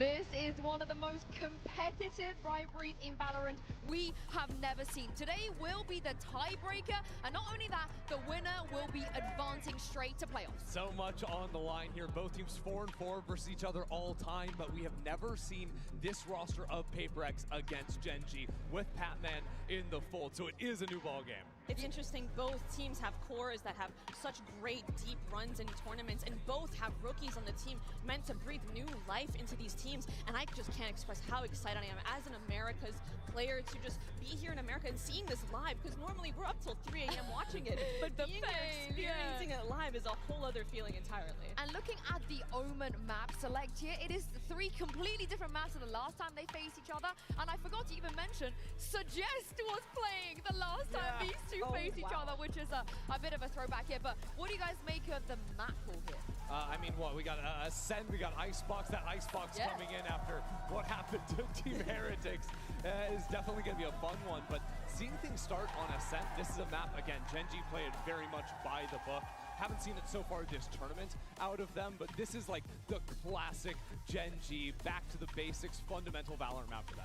Exactly, and I think Ascent is a map where you are punished more so for your mistakes than really any other map. It's kind of a battle between who can make the least mistakes, especially because this map has been played for so long. And honestly, everything that's to do on this map has been done, has been seen, so I'm interested to see where the fights are going to take place exactly. I feel like we're going to see long, drawn-out rounds, at least from the side of Gen G. Yeah, the slow rounds, and what does that mean? All of a sudden, the value of an operator goes way through the roof. So winning pistol rounds, setting up your econ early on in FAP, getting that into the hands of Texture, and you can run away with the map. Now, I don't want to read into anything, but when PHYPERX did experiment here outside of VCT recently, they ran Deadlock Chamber. Is that something you think could work perhaps on the global stage against Gen G? I think it could, given that we were talking about so much about the op prowess, and having a chamber player, you're pretty much setting them up onto these lines and getting the operator in their hands as soon as possible. And having that extra chip, I mean, you're never going to complain on a map like Ascent. I mean, that would just be the ultimate matchup, right? Of the classic versus the techie off-the-wall PHYPERX style. Would definitely be a fun clash to see. I'm hoping we see something funky, because again, I don't want to read too much into it. They've had a little bit of time since then to work on this. It will also be the first Ascent we see in Masters Toronto. Right. All of the teams have not really been favoring this map so far, so Mel, I'm happy that the first time we see this is these two teams that aren't afraid to get weird. And I'm honestly looking towards Gen G, because so far we've seen them really lean into Viper. That has been their read, and their response to Teo getting nerfed is, can we incorporate double controller into a lot of maps? And Ascent normally isn't a map where you see a lot of double controller, but if any team is going to make that gamble, I could 100% see Gen G doing it. You don't see a lot of it nowadays, but it is playable on the map. And you think, like, through the history of the game, there's been a lot of teams that have experimented with it. We've seen Loud play styles like that. Yeah, exactly. And honestly, there's a lot of cool things you can do with a pick like that, even in terms of like denying an enemy offer on the attacking side as well. So I don't know. To me, Gen G, they're still in my head, this team that plays these older styles, but with us seeing more and more of them playing the double controller, there's certainly some options. I'm not going to, I'm not going to deny a Korean team playing the Korean comp on Ascend, that they invent, the stuff that they invent on this map, we still, everyone else still copies this, so if it works, if it ain't broken, don't fix it type of vibe. Yeah, and that's kind of Gen G's way. I feel like they've just got such a keen understanding of how to play the maps in their pool, both from a calling way, from an individual style as well, that you have to like bring such a level of individual firepower and strong game plan in order to ever break this team. And I think PHYPERX is a team that I want to say Ascent was the birthplace of us seeing that really true combination of firepower and understanding of the macro and util, because I remember in the offseason, people were watch partying PHYPERX's games and their offseason tournaments and being like, whoa, they're using this on Ascent? They're waiting for their drone? And it sounds crazy to say, but PHYPERX of the old was such a duel-heavy team, and I really feel like this was the birthplace of when we started to see PHYPERX. Oh, no. Are we getting a shoey on not broadcast? the Red Bull shoey! That's crazy. So why are you saying, oh no, as if we're not going to make you do one of those, Christy? Are we? Because there's no way you could make me do that. When you say no way, there is always a way. Everybody has a price.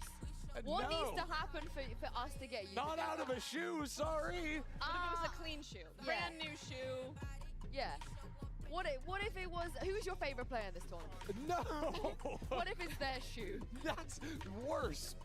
Absolutely worse. Oh no, what about you, Mel? One of you two, let's have some fun. Okay. If it was a clean shoe, maybe. But anyway, on to more important things here with Agent Select. If we get a double chamber head-to-head, I'll do it. You know what, I'm not gonna back down. There is a 0% chance Gen G play chamber. Well, Foxy Knight is hovering it, and if this somehow happens, I will do a shoey in the crowd. And if this is, you know, evidence that I would do it. But they're all hovering right now. Nobody has locked in. They're teasing us. They're just keeping us on our toes. All 10 hovering. Yeah. This is different. And if a chamber does get picked, I want to say it was Divide that played the chamber, of course, before. So if it goes over to Jing, I'm not going to complain. But it doesn't look like we're going to get the chamber versus chamber. Oh man, I need someone to lock. My anxiety is through the roof. I have anxiety, y'all. Okay, we got a KO. Normality has returned. Yes. Almost too normal. Yes, the agent you must play on this map. Yeah, it's too normal. Look at the other side of these hovers.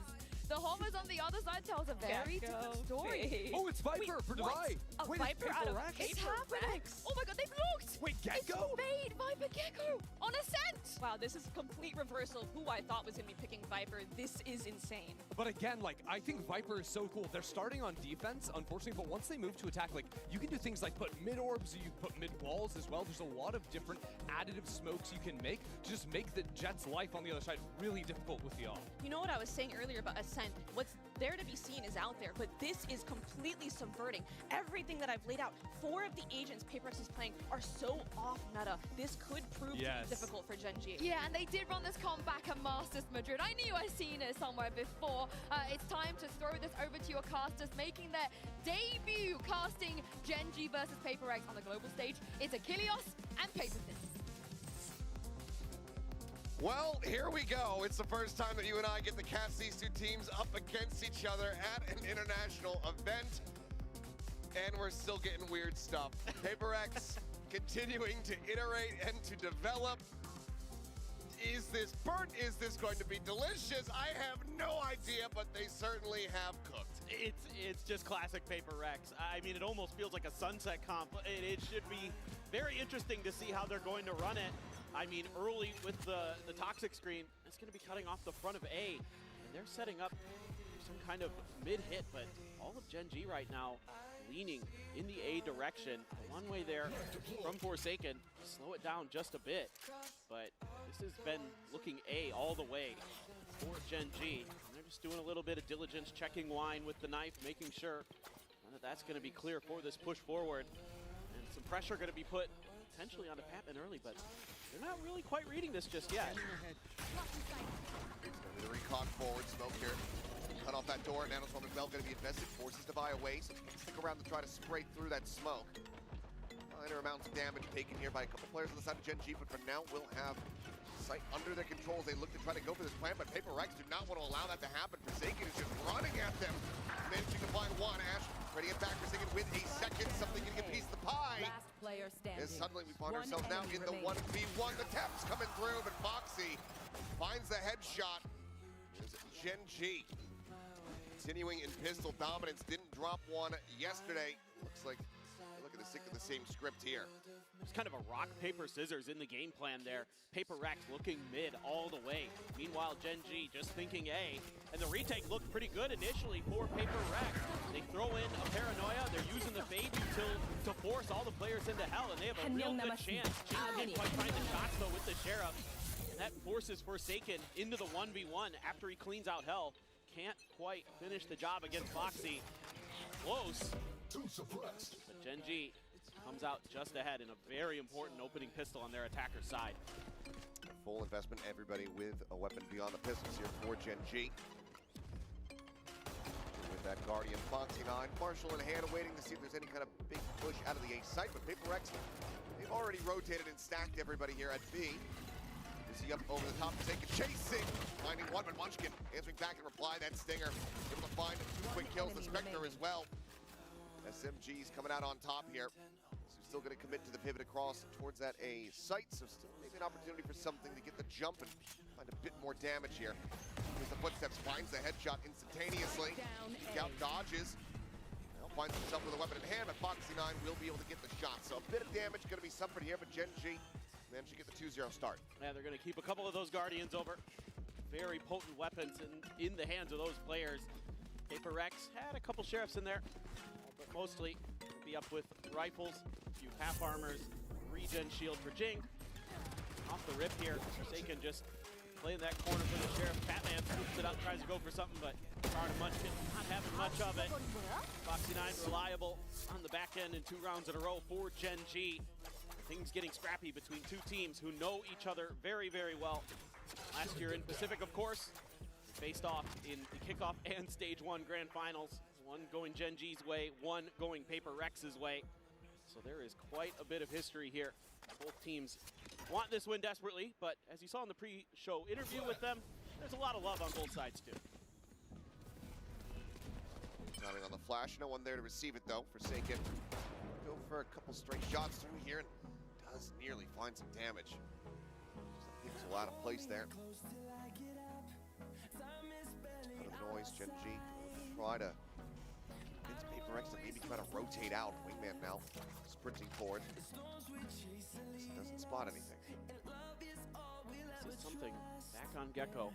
He played quite a bit previously. Foxy9 trying to create some attention over at the B site, but he's going to pull Patman over a little bit, it looks like.